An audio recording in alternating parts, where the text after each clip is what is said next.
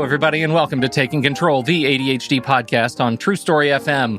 I'm Pete Wright, and I'm here with Nikki Kinzer. Hello, everyone. Hello, Pete Wright. Oh, Nikki Kinzer, we realize that I know it's late for us here in Oregon, but we realized that last night that this would have been day one of school for our kids, or at least our high school kid. Right. And we just found ourselves, my wife and I are laying in bed last night thinking, oh my goodness, it is upon us. Now it's 2 weeks later, but we have to figure out how to do this. And my daughter goes to college online in a whole new way in about 3 weeks. Now, I have a question about that. Is she going to stay home, or is she actually going to go to where the college is? You know, it's pins and needles for us right now. In fact, as we record tomorrow, we have a Zoom meeting with the administration. Not with us. The administration is doing a presentation on, current status of the school and what's going on and what we can expect. But at this point, we were given a choice that if you check the catalog and all of your classes are online, because that's the model they're doing right now, is like you have a choice, or it's that some of your classes will be online, some of them will be campus-based. There is a better than odds chance that you're going to look at your schedule and all your classes will be online because so few classes are available on campus. If that is the case, they give you the option of waiving the first year residency requirement. Right. You put in a little form and say, I still want to go to class, but I'm not going to do it on campus. I'm going to stay home. I'm going to, there will be a lecture. They'll be at the regular times that are on the class, and then you'll have the rest of your day to do your schoolwork, research, etc. Get a job. Right. So it is a real puzzle. So that's what we're going to talk about today. We're going to talk about transitioning back to school, especially for our adult listeners and adult students. What does it mean right now, and what are you going to do with your ADHD on the way? Woof. Is right. I mean, so before we dig into that, head over to TakeControlADHD.com. You can get to know us a little bit better. You can listen to the show on the website, of course, or subscribe to the mailing list, and we will send you an email with the latest episode each week. Connect with us on Twitter or Facebook at Take Control ADHD. And, I got to say, as I was looking through our Patreon this morning, I'm filled with such joy at the people who are continuing to subscribe, even as we come back from our silence and our hiatus. And so special thanks to Vicky and Whitney and Julia and Shay and Jeremy, welcome, and Jason. Jason's brand new. Just a few of the names of folks who are subscribing and joining our show community over on Patreon. I hope that all of you new folks, jump in, join us for the live stream of this very podcast. You can watch Nikki and I screw up royally every single week. It's a beautiful opportunity, and you get an ad-free version of this show that comes to you by way of your very own Patreon RSS feed. If you haven't checked that out, I find even our old long time subscribers forget that they have their very own podcast feed that gives them their very own unique and special gems of podcast from us. For just a few dollars a month, you join the community. You can get access to our online community on Discord or on our Facebook group. This is listener-supported podcasting. If there ever was one, your contributions help us stay afloat and continue to grow what we are doing. So thank you. We appreciate you, every one of you. Visit patreon.com/The ADHD Podcast to learn more.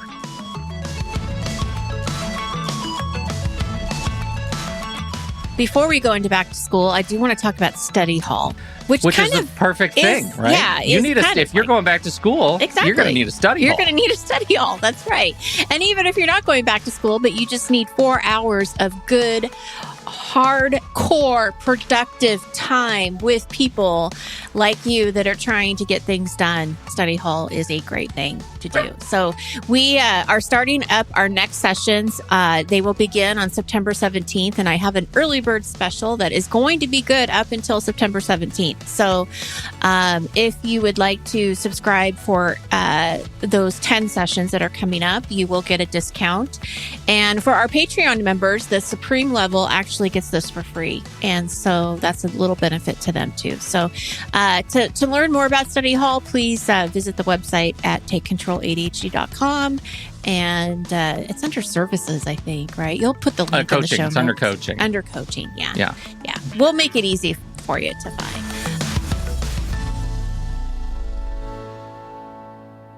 But yes, we are also now going to be talking about back to school because it certainly has a whole new meaning than it did last fall, right?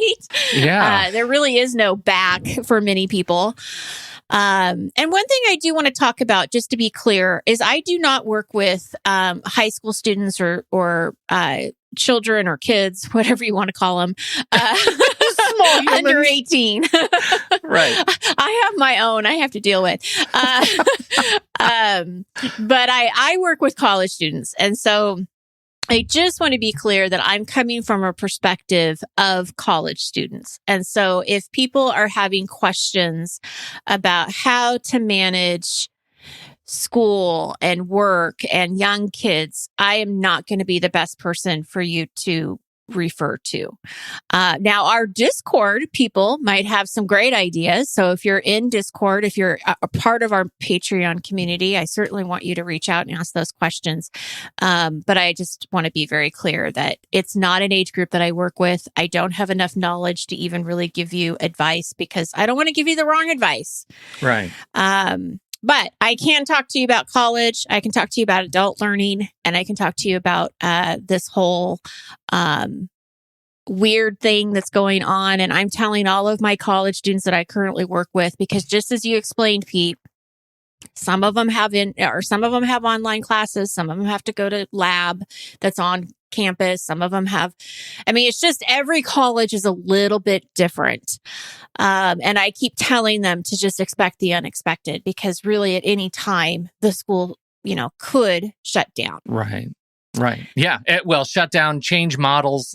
This is the reason this conversation I think is so important, is because it calls on all of us as students, teachers, living with ADHD to be supremely adaptable. Right. And that is not a thing that we are noted for in our bouquet of skills. Right. It's hard to do that.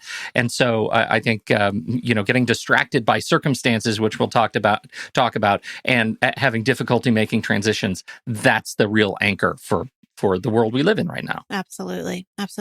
So today I'm going to share with you 4 of the common issues that I've seen in the last few months. And what I hope to do is give our listeners a little bit of inspiration, some hope that they can make this work. It is possible. One of the biggest, or I would say hardest parts that I've seen clients struggle with is the transition between work and school and home life. So here it's all kind of combined in one because you're in the same spot, right? So we recently talked about transitions just like a week ago, 2 weeks ago. Right. So I'm not going to go into great detail because it's kind of the same advice. But there are a couple of things I do want you to consider in regards to school and making that transition a little bit easier. So the first thing I want you to think about is how much time do you think you need to transition from one thing to another? And that is a really hard question to answer. And so what I want people to do is actually practice and time themselves and do some different activities and really go into it with kind of this investigative type of persona of, how much time do I need to transition? What kinds of things do I like to do that will help that transition easier? And then you can answer that question. Does that make sense? Yeah, totally. And I think, keeping a schedule, not a schedule, but like a schedule diary, right? To really figure out, and we've talked about the importance of time tracking. These situations, we're not asking you to track every minute of every day forever, but pick some sort of increment. Like this week, I'm making a major transition or I'm gearing up to go back to school.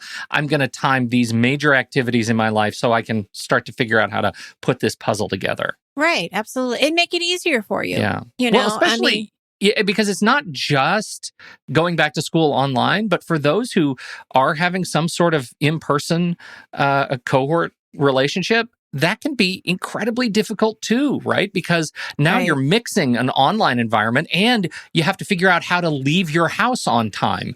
Building in travel time just to get to your living room is one thing, but now you have to start thinking about something you haven't had to think about in potentially a long time. And that is, good Lord, traffic. Everything. Who knows? Everything. All of those things that we haven't had to deal with. Parking. Absolutely. Complications.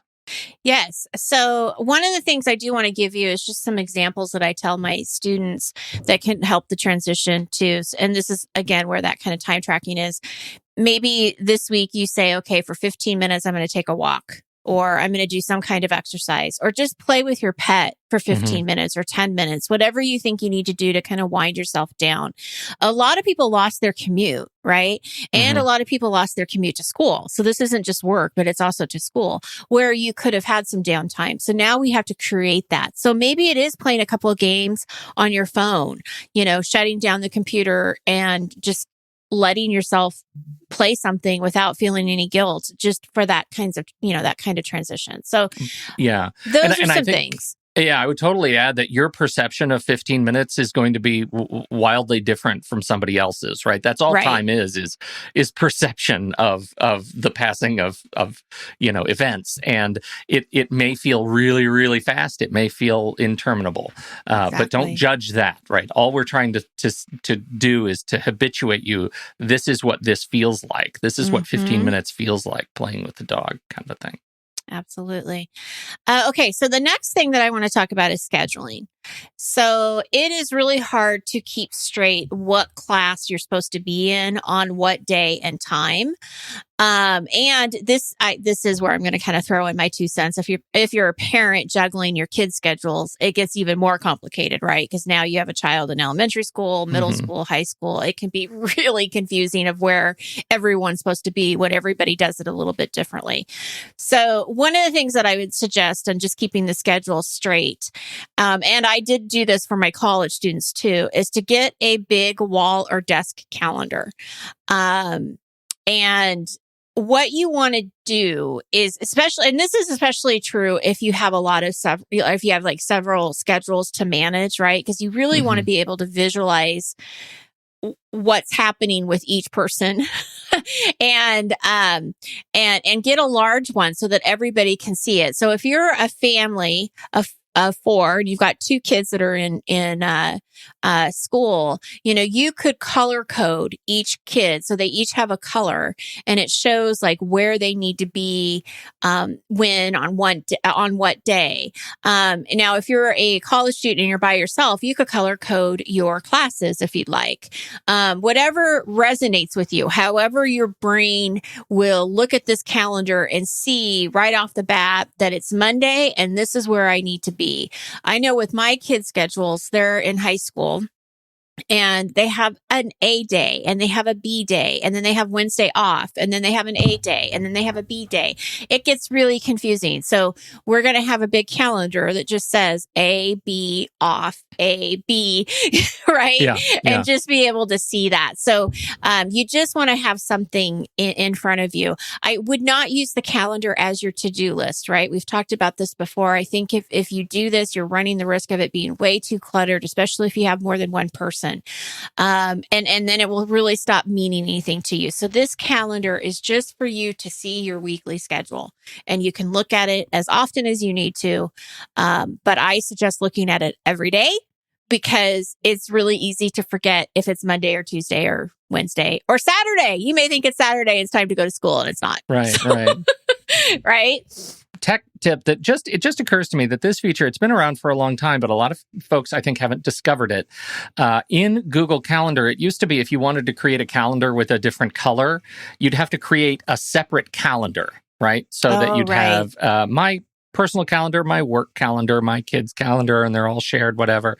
Well, if you don't want all those calendars, Google has for some time given you the option to color code by event on your own calendar. So you can say, I'm going to, right click on this event and make this meeting purple, even though the main color is blue, so that I can look at my calendar and see that's, there are meetings there. Well, you can also do that, obviously, by class. So if you want to create a repeating event that is your bio class, you could make all your bio classes green, and they'll just pop up on your calendar. They'll show and stand out from the rest of your calendar. I am with Nikki. I'm the whiteboard fan for just like big planning events, but from day-to-day scheduling, if you happen to want to move online, consider color coding big blocks of events in order to help you keep it straight visually.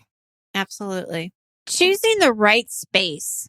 So what I let my college students know is that there is this like statistic in the world that says that if you study in different places, your retention rate is actually higher because you will remember where you learned something depending on where you were when you learned it.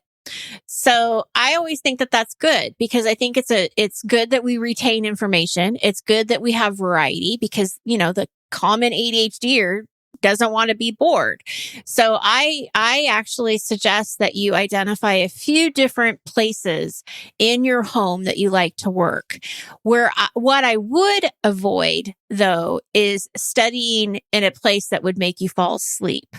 So I would suggest, under a shady tree. Yeah.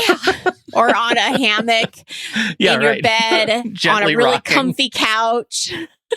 Maybe on a boat in the middle of a quiet lake to the sound of loons. Yeah, that's not going to work. So we got to be smart. That we want to make sure that, we're setting yourself up for success. So we do, if you don't like quiet, then definitely have some white noise. But if you do better with quiet, then, have a quiet space, whatever works for you. But definitely identify a few different areas that you can move around. Right now, it's still pretty nice, in lots of areas of the United States and in the world. So if you can go outside, great, go outside. But I just think, that's something to think about is where do you work that is a good balance of being focused, but being engaged enough in the material where you're able to walk around or write or do whatever it is that you need to do. But one of the things I've got to tell people, and they know it and they understand it, but they still don't do it. And that is eliminating your distractions that you are very clear are distracting you. And that's social media. That's the phones, the iPads, the people. So we do have to be really, I think mindful that if your phone is distracting you, if email or social media, Snapchat, whatever the kids are doing these days, Pete. It's all TikTok, Nikki. Well, that's true. TikTok, it is. All it's the all way TikTok. Down. Yeah. If you need to study, you got to get those things out of your sight and be able to focus without having them distract you. Well, this would be a good time, I think, to interject a little bit about just specifically school, the pandemic, and the media. Because I think this is so important. If you want to find it, you're all living in the same world I am. You could wade into just some truly awful sources of information and non-information about what it's like to go to school right now. I have a couple of sources that I follow. I guess I follow them, right? Like they're professors, they're educators, they're statisticians, they're epidemiologists. And I read that stuff and I realized as I was preparing notes for this, that is fundamentally counter to my objective in life is following that stuff, is doom scrolling, right? Right. So, you got to ask yourself, does what I'm doing right now, scrolling through my phone at midnight before I go to bed, does this help me move my degree forward? Does this help me learn in the subject area in which I am studying? Or does this help me plan for my immediate to midterm future? And I'm talking about super practical stuff, right? It might not be academic, but knowing how your school is handling housing and quarantines, that might be very useful for planning your living and transportation arrangements and all that, right? The ideological part is likely not useful. So the vast majority of day-to-day reporting and sharing about the world we're living in is a distraction. If there was ever a time to buckle down, take care of yourself, and ignore these unhealthy incoming signals, it's right now. So focus on sources that tell you what, not why. What, not why. Find the buses will be leaving campus every 2 hours this week instead of every 4 hours so that you can plan your day, right? Right. But that's just a clear what. Don't look for sources that are now saying the buses will be leaving every 2 hours because the liberal conservative Green Pirate Bus Union is shaking down the criminal administration for an extra $1 an hour, right? That is incorporating ideology that is damaging to you. You don't need those kinds of things. Yes. So, when you're focused on your education, getting that degree, you need precious little why in your brain that leaves you more what you need in your life to get the job done. So, I also know that everything I just said is really hard to ignore most of the time. So I would just throw in, find a decompression activity. Don't go to sleep with any of this stuff on your brain. Don't even watch John Oliver. It's a comedy show last week tonight, but it's not funny. Right. It's just more like pick something, a show or a podcast or a book that's light as a feather to blast the bad stuff out of your brain before bed. So. Totally agree. And I just have to say on a side note, the last 2 weeks, I have taken a break from watching the news in the morning because of we had the Democratic nominations and then we had the Republican nominations and I didn't want to watch any of them. And so I just didn't watch the news, and I haven't for the last 2 weeks in the morning because that's usually what I do. It's kind of my routine. And I've been listening to music instead. And I have to tell you, it feels different when you are listening to music and you're enjoying what you're listening to. It's just like it actually puts fun in the morning. Whereas when you watch the news, there is no fun. Yeah. So it's a very different mentality. So I agree. I think you got to take care of yourself and, if you play an instrument, don't forget that you play an instrument. Because I'll tell you, for me, sitting around and noodling around on the guitar or the piano is an amazing way to clear your head and activate some neurons that might not be firing regularly. That's right. All right. So we have one last thing that I want to talk about, but it's a big thing. It seems like a big thing. It's a big thing. And it's probably, I would say, outside of the transitioning piece, because that's a real struggle. It's probably the second kind of biggest challenge that I hear from college students that I've been working with is staying focused. They're really afraid of this. Not so much that they're not doing it. They fear it, coming up into the semester. So I want to give you some ideas about staying focused. I have seen every single way that a professor can do online learning, and it doesn't matter what university you go to, each professor in that university will do it a different way. There is no you go to University of Oregon or Oregon State University and this is the way that they do it. Nope. Each individual professor is different. So the first thing I suggest is that you get very, very clear about what your professor expects in each of your classes and really understand, what's going on here. Are they okay with you not being online live, right? So there are some professors that will say, you don't need to show up online when it's a live lecture, you can watch the recording. But then there's other people that will say, we're not recording it. You have to come, you have to be here live. Is the lecture online, but the lab is in person? I've seen that a lot. Is the homework due online, but the quizzes are done during the live Zoom call? I mean, there are so many different things that can happen here. So, definitely, figure out each class and what they expect from you. I also suggest watching any live Zoom calls and treating them like a regular class on campus. So if they're scheduled, Monday, Wednesday, and Friday at 9 a.m., even if there's a recording, I still suggest that you go at 9 a.m. Monday, Wednesday, and Friday, and you put that into your schedule and just treat it like you were going on campus.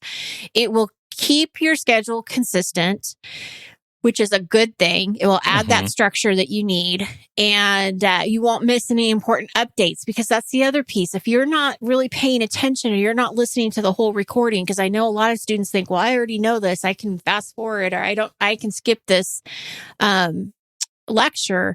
There are a lot of important updates that are happening during those live calls, and you need to know what they are and be paying attention for that. Plus, it is good for you to show up in case you need something later from that professor. So now we're talking about accommodations, right? So you're not you're working on something and it's not going as fast as you thought it would. If you've been showing up every day and you've had that relationship, or that professor sees you, they're probably going to be more likely to extend or help you in some way that they wouldn't be so excited to help you if this is the first time they've met you. Yeah, that is an underestimated or an undervalued, I think, currency when it comes to any education relationship, but particularly online relationship. And I've been teaching online since, the beginning of the 2000s. And so Right.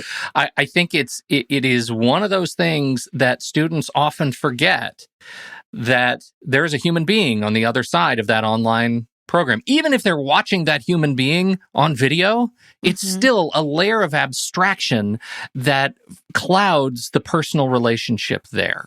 And so for you, the student, to go the extra mile and build goodwill and take that step, whatever step that is for you, to maintain goodwill, to maintain a relationship, that will take you so far in just being successful in school with your individual classes. Yes, and absolutely. Don't forget, your faculty members will write you recommendations when you graduate if you need to get that job. So goodwill can take you even farther.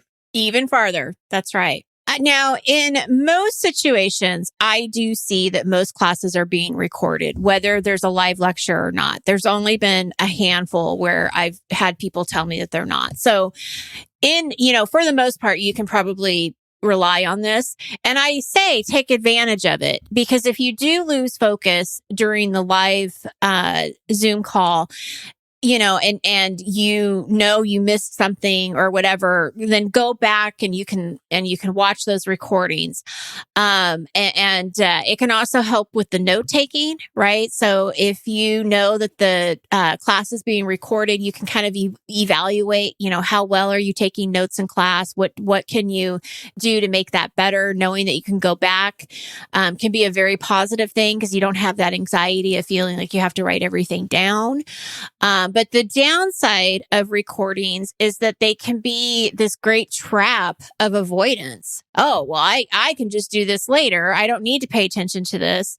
But we know, and I wish I had some study to back me up here, but I can just tell you as an ADHD coach for college students, we know that we don't go back and listen to the recordings. It just doesn't happen unless you absolutely have to for some reason. Right? I mean, so it's something that you just don't get into that trap of thinking I can do it later. I have a trick. Yeah. Can I tell you a trick? Yes. It's kind of new to me. So anybody can set up a YouTube channel, right? Anybody can do that. You can all do it. And if you verify your account, which just means do you have a verified email address? And there are instructions to put that together.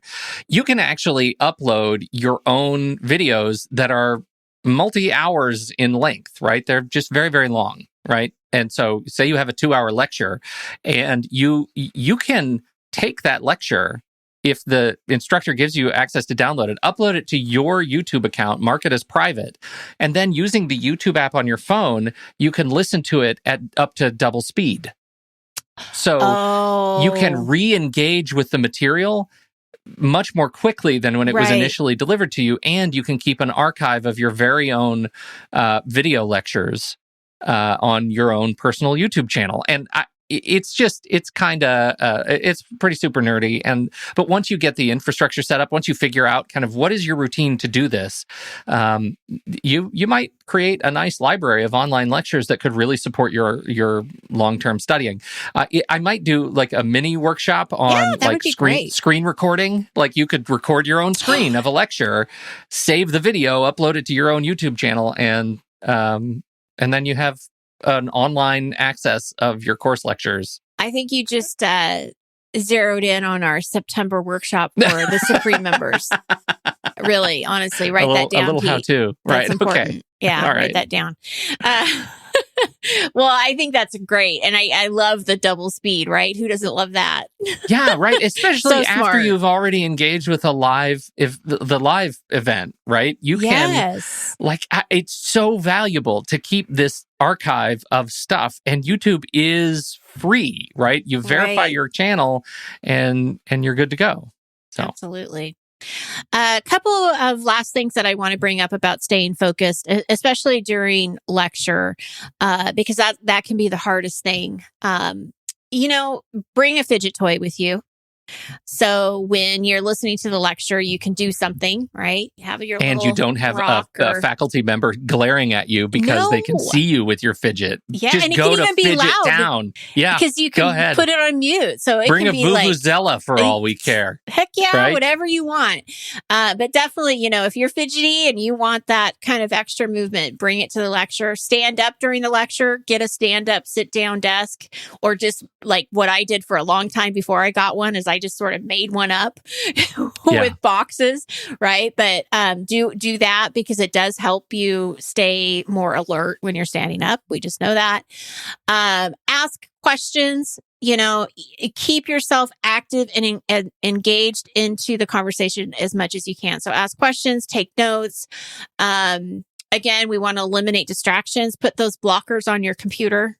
You know about those blockers, Pete, those things that will keep you away from certain websites while you're on your computer. Yeah, you have to put some of those in the notes.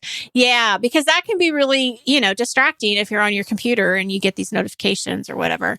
But this is the biggest thing is you have ADHD. And you will get distracted. And lectures are not usually fun and exciting. They will get boring and you will lose focus. And that's okay. Don't beat yourself up. Just guide yourself back when you notice it and put your attention back and do the best that you can. Right. And if you don't get everything the first time around, it's all right because you probably have a textbook. You're probably going to have a recording. You're probably going to have classmates that are going to help you study. I mean, there's so many other things involved that don't beat yourself up over it. Like everything else, don't forget you have these skills. If you've been listening to this podcast from early on, you've heard us talk about this before. Apply the same mentality to going back to school. You're okay. You're not alone. Nope. Everybody's dealing with it. It's going to be hard for a little while. You're going to get better at it. Yeah. And that's something I want to say to all the parents out there. And I really do wish, because I love helping people. And I love talking to people and I love inspiring people. And I wish I had the knowledge that I know other people have that I want them to share. And hopefully we can get some of those people on the show to help share with the younger ones. But those people out there that have those younger kids and they're trying to balance it all, man, we are there with you in spirit, hoping for the best. And like you said, it will get better. You'll get into some kind of groove. And just stay positive because we'll get through it, one way or the other. It's all new to everybody. Yeah. So good stuff. Thank you so much. Some inspiration there, Pete. Joy, just my heart goes out to you, It's so hard. Tough. I get it. It's so hard. But you're doing great. You're doing great, fam. That's right. Thank you, everybody, for downloading and listening to this show. We deeply appreciate your time and your attention. On behalf of Nikki Kinzer, I'm Pete Wright, and we'll catch you next week right here on Taking Control, the ADHD podcast.